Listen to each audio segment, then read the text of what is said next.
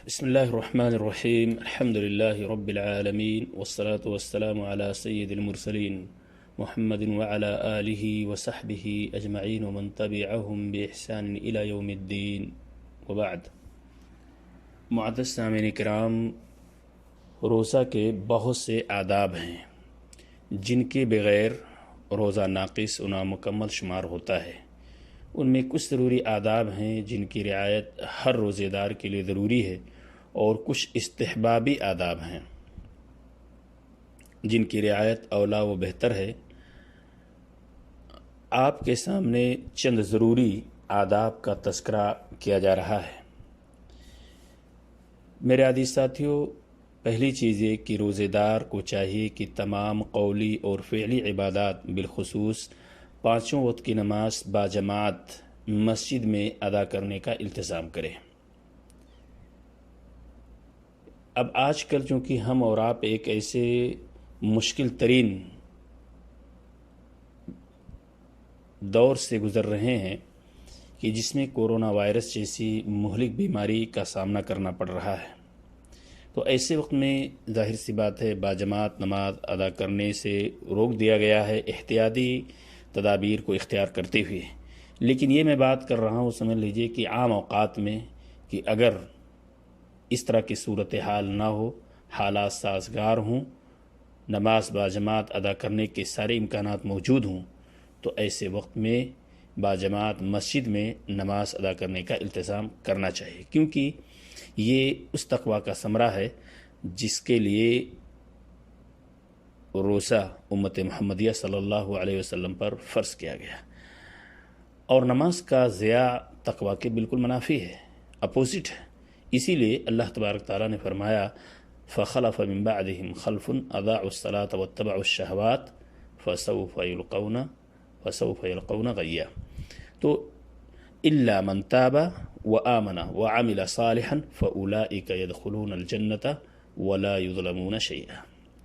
سورہ مریم کی آیت نمبر 59 اور 60 میں اللہ تبارک تعالیٰ فرماتے ہیں کہ ان کے بعد ایسے ناکارہ جانشین ہوئے جنہوں نے نماز ضائع کر دیا، خواہشات نفسانی کی پیروی کی، عنقریب یہ لوگ جہنم میں ڈالے جائیں گے. ہاں، جنہوں نے توبہ کی وہ اس سے مستثنیٰ ہے.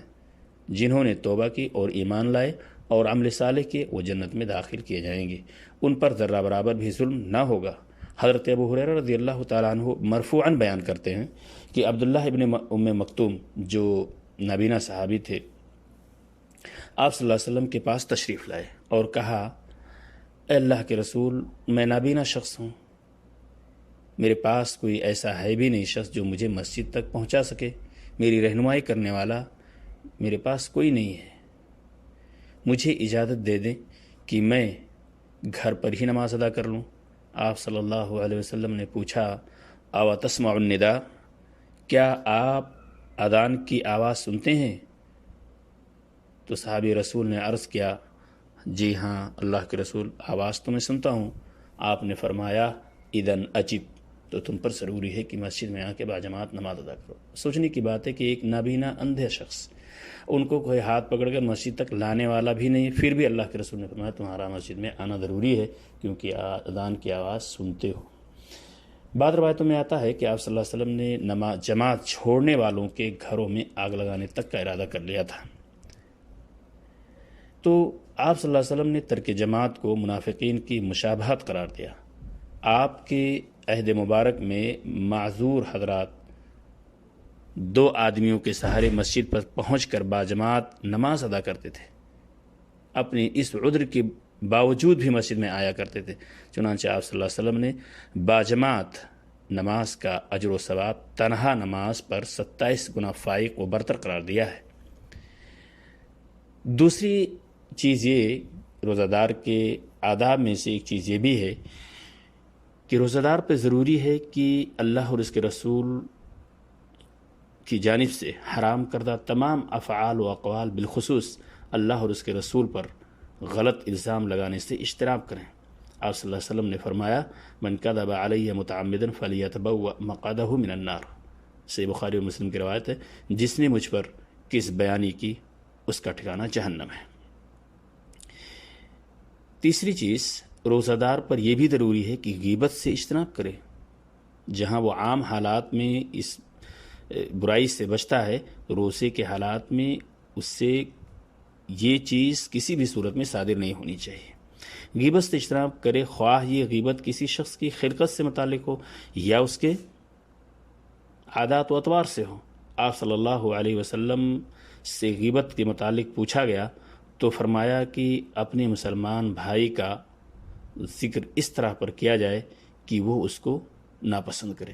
ذکر کا اخا کا بما یکرہ، اگر اس بھائی میں وہ عیب پایا جاتا ہو. آپ صلی اللہ علیہ وسلم نے فرمایا یہی تو غیبت ہے. صحابہ نے جب یہ عرض کیا کہ اے اللہ کے رسول، وہ جس چیز کا تذکرہ کیا جا رہا ہے وہ چیز اس کے اندر حقیقت میں موجود ہے. رسول اکرم صلی اللہ علیہ وسلم نے فرمایا یہی غیبت ہے، اور اگر اس میں وہ عیب نہیں ہے تو اس پر بہتان تراشی ہوگی. صحیح مسلم کے اندر روایت موجود ہے. معزز سامعین، وہیں روزے دار کو چاہیے کہ چغل خوری سے بھی اجتناب کرے. روزہ کے آداب میں سے یہ بھی ہے کہ چغل خوری سے اجتناب ضروری ہے، کیونکہ یہ گناہ کبیرہ ہے. آپ صلی اللہ علیہ وسلم نے فرمایا چغل خور جنت میں داخل نہیں ہوگا. لا يدخل الجنت قطات، بخاری اور مسلم کی روایت ہے.